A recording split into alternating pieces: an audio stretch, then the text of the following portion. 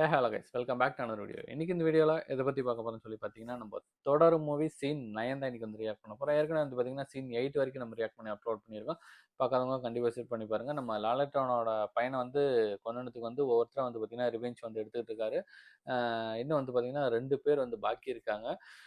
என்ன கதிக்கு ஆளாக போகிறாங்க என்னன்னு சொல்லிட்டு எல்லாம் ரொம்பவே வந்து பார்த்தீங்கன்னா லாலேட்டன் வந்து பார்த்தீங்கன்னா கஷ்டம் வந்து படுத்திட்டாங்க. ஜெயிலையே வந்து ஆமாம் ஸ்டேஷன்லேயும் வந்து கூட்டு வந்து உட்கார வச்சிட்டாங்க. அடுத்து என்ன சீன் வரப்போகுதுன்னு சொல்லிட்டு வீடியோக்குள்ள போய் பார்த்துட்டு அதுக்கப்புறம் அதை பற்றி பேசுவோம். வீடியோக்குள்ள பார்த்து முன்னாடி இன்னும் நீங்கள் நம்ம சேனல் சப்ஸ்கிரைப் பண்ணால் கண்டிப்பாக சப்ஸ்கிரைப் பண்ணி சப்போர்ட் பண்ணுங்கள். மறக்க அந்த வீடியோக்குள்ள லைக் பண்ணுங்கள். இப்போ வாங்க வீடியோக்குள்ள போகலாம்.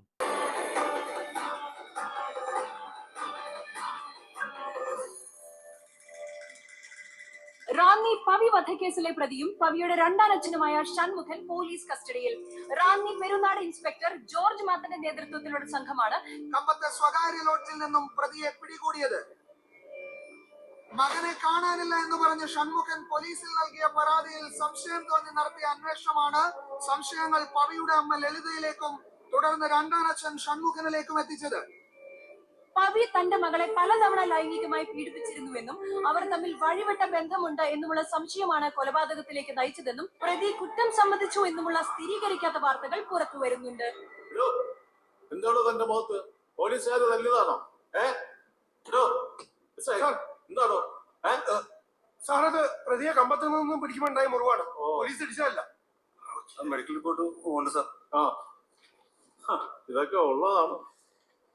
കൂടുതൽ അന്വേഷണത്തിനും തെളിവെടുപ്പിനുമായി പ്രതിയെ റാന്നി പെരുന്നാട് പോലീസിന് 5 ദിവസത്തേക്ക് വിട്ടുകൊടുക്കുന്നു. ഈ പ്രതിയെ കൊണ്ടുപോയ പോലെ തിരിച്ചു കൊണ്ടുവരണം. മനസ്സിലായല്ലോ? നെക്സ്റ്റ്.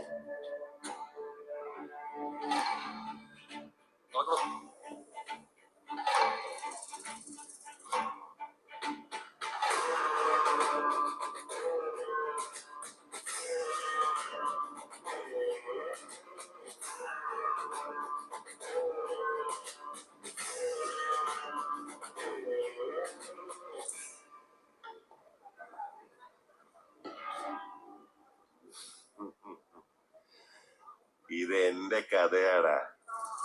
ഈ കഥയിലെ നായകൻ ഈ ജോർജ് സാറാടാ. ഓർക്കാൻ പോലും ഈ കഥയിൽ നീ ബാക്കി ഉണ്ടാവില്ല.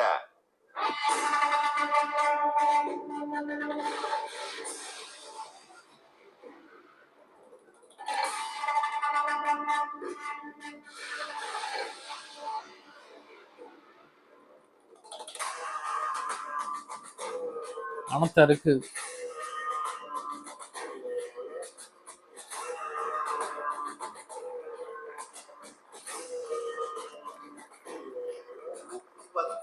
വർഷത്തെ ഔദ്യോഗിക ജീവിതത്തിന് ശേഷം ജോർജ് സാറ് മരണമടയുകയാണ്. പക്ഷെ മരണമടയുമ്പോഴും അഭിമാനം കൈയിടില്ലേ?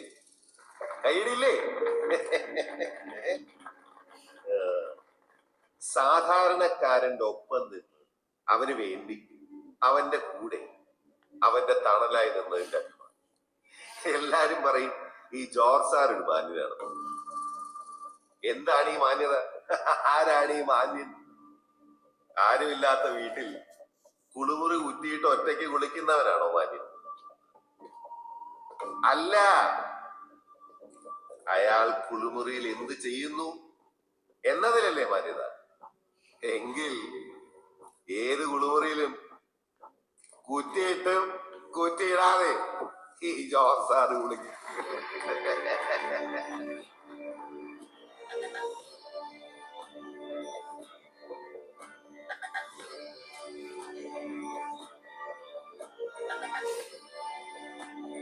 இவருதான் அப்ரோரா மாறுவான்ட்டு நினைக்கிறேன். இதெல்லாம் இருக்குமா? ജോർജ് സാറിന്റെ റിട്ടയർമെന്റ് ഇവിടെ തരാൻ പറഞ്ഞു.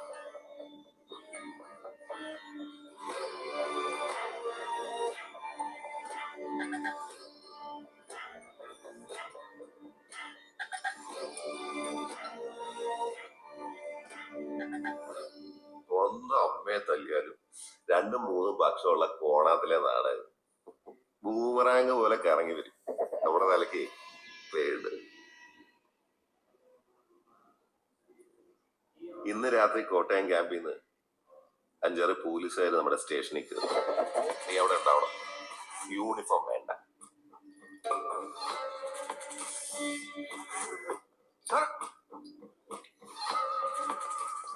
ക്യാമ്പ് എന്തോന്നു? നിങ്ങൾ ഒരുമാതിരി മറ്റേ വർത്താനം പറയരുത്. നിങ്ങൾ പെൻഷൻ അടിച്ച് ഡിവൈഎസ്പി വീട്ടിൽ പോയിരിക്കും. ഞാൻ പൊട്ടനൊന്നുമല്ല. ആ ട്രോഫി അടിച്ച് എന്റെ തലക്കിരിക്കും.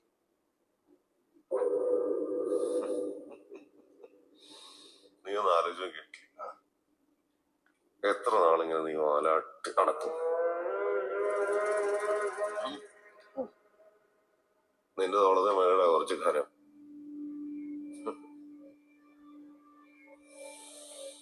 നീയാണ് ഇൻസ്പെക്ടർ.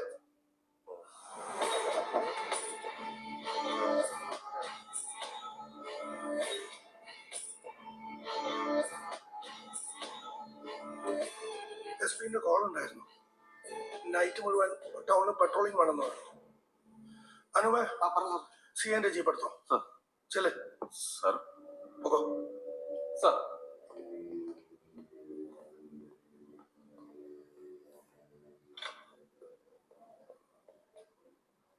നീ വീട്ടിൽ പോക്കോ.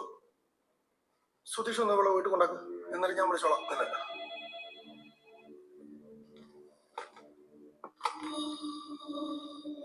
ചാവയാ എന്തിനാ സാറേ?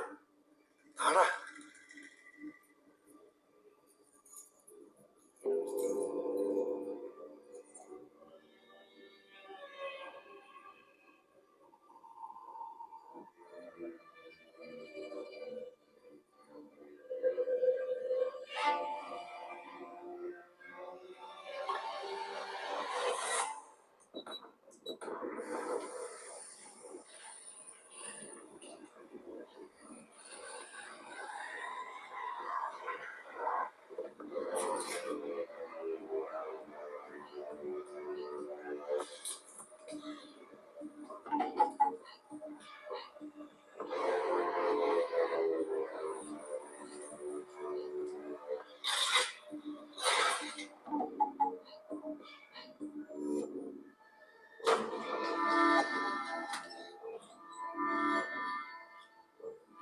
ഗണ്ണ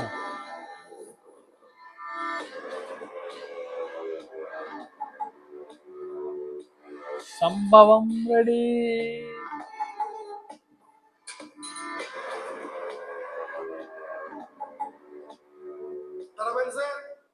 നിനക്ക് വിശപ്പും ദാഹമൊന്നും ഇല്ലടാ?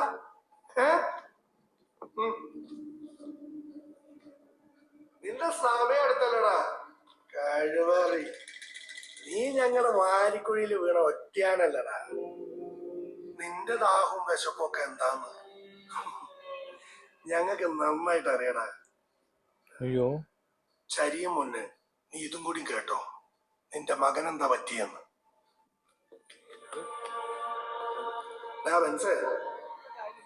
നീ നിന്റെ നാട്ടുകാരോടും കൂട്ടുകാരോടും നിന്റെ സ്വന്തമാണെന്ന് പറഞ്ഞ ആ കുട്ടിയാനില്ലേ, ആ കുട്ടിയാനൊക്കെ ഞങ്ങൾ ഒരു കെണി വെച്ചു. George sir ആരാന്നറിയാമോ?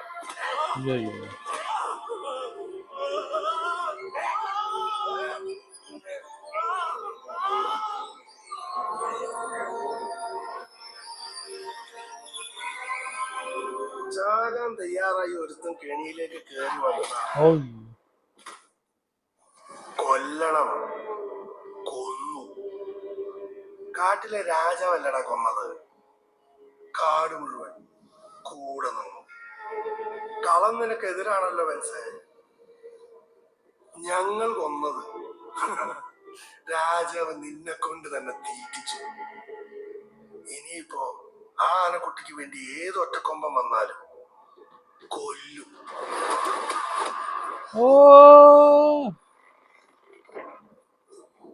അതാണ് ഈ കാട്ടിലെ നിയമം.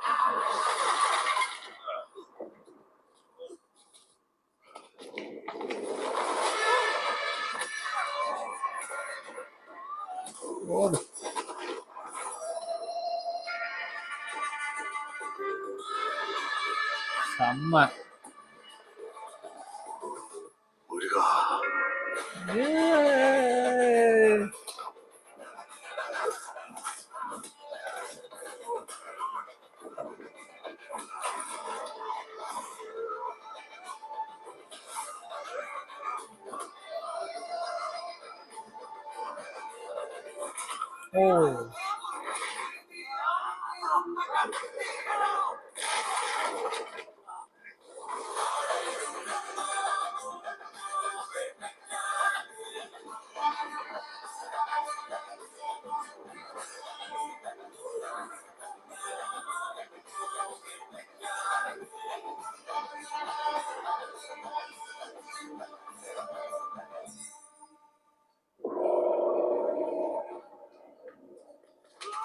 ஓ!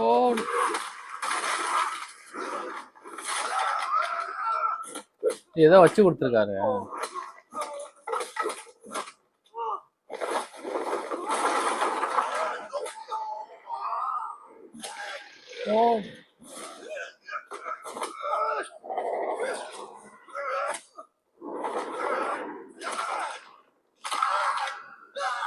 முடிச்சு. സാറേ ഇവന്മാരിത് പൊളിക്കൂ. അല്ല ഇവന്മാരിത് പൊളിക്കൂന്ന് എന്നാ സൗണ്ടാ സാറേ? ആരോഗ്യമുള്ളവരത്തിന് കെട്ടി തൂക്കണ്ടേ, അപ്പൊ കുറച്ച് ശബ്ദമൊക്കെ ഉണ്ടാവും.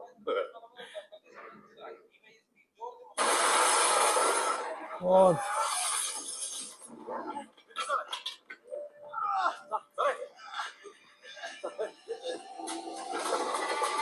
ஐயோ!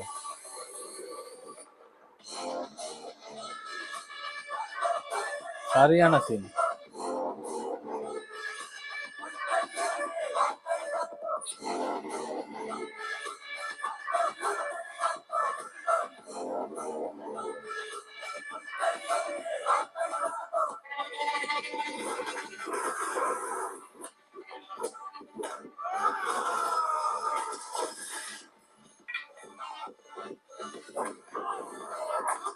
ഓ!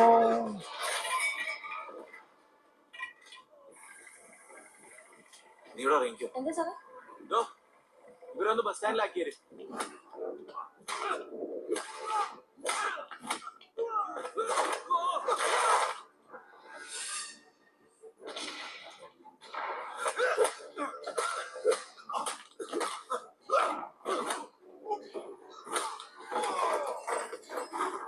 എന്തിനാടാ എന്റെ മോനെ? ഓ! എന്റെ മോനെ ഓട്. എന്തിനാടാ?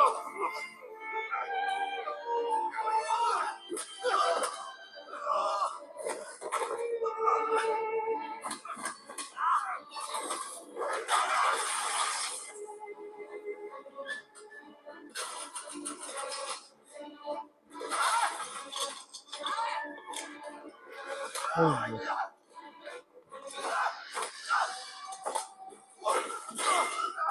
அதான். ஓடு.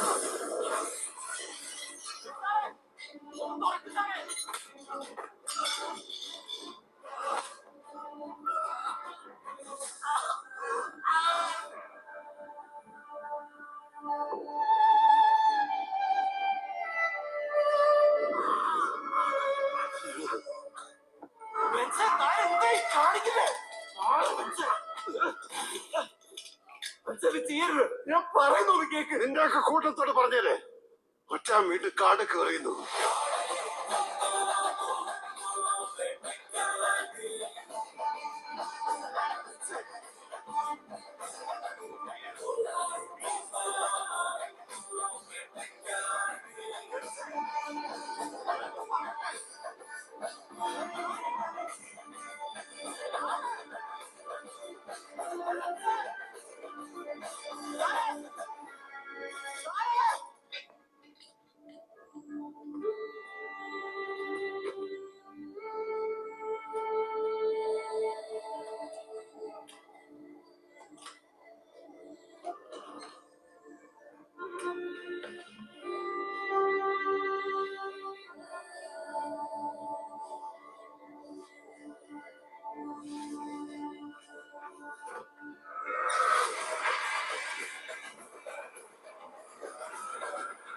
Super, super. செம்மையா வந்துருந்துச்சு. நான் அவ்ளோ ஆத்திரம் வந்து நம்ம படம் பார்க்குற நம்ம ஆடியன்ஸ்க்கே வந்து பார்த்தீங்கன்னா, அவ்ளோ ஆத்திரமா இருக்கும். இவரு எப்படின்னா வந்து பார்த்தீங்கன்னா, தூக்கி போட்டு மிதிக்கணும்னு சொல்லிட்டு, அந்த அளவுக்கு வந்து பார்த்தீங்கன்னா, எனக்கும் வந்து பார்த்தீங்கன்னா ஆத்திரமா இருந்துச்சு. அவரு பையன வந்து இப்ப எப்படி வந்து கட்டி தூக்கிட்டு இழுத்துட்டு போனாங்களோ அதே மாதிரி வந்து பார்த்தீங்கன்னா இவர் இந்த போலீஸ்காரங்க வந்து பார்த்தீங்கன்னா கட்டி தூக்கிட்டு போயிட்டாரு. தூக்கிட்டு போய் அவர் பையனை போட்ட இடத்துல தான் வந்து ஐ திங்க் வந்து தூக்கி போடுவான்னு சொல்லிட்டு நினைக்கிறேன். அடுத்து வந்து பார்த்தீங்கன்னா இன்னொரு டிஎஸ்பியா இப்போ தான் வந்து ப்ரொமோட் ஆகிட்டு ரிட்டையர்ட் ஆகிட்டாருன்னு சொல்கிறேன். அவர் என்ன இருக்காரு, அவரை எப்படி வந்து ரிவெஞ்ச் பண்ண போகிறார் என்னன்னு சொல்றதுல இந்த வீடியோ வந்து கண்டிப்பாக உங்களுக்கு பிடிக்கும் நினைக்கிறேன். பிடிச்சினா மறக்கா இந்த வீடியோவில் கண்டிப்பாக ஒரு லைக் பண்ணுங்க. அடிப்பொலியாக இருந்துச்சு இந்த சீனு.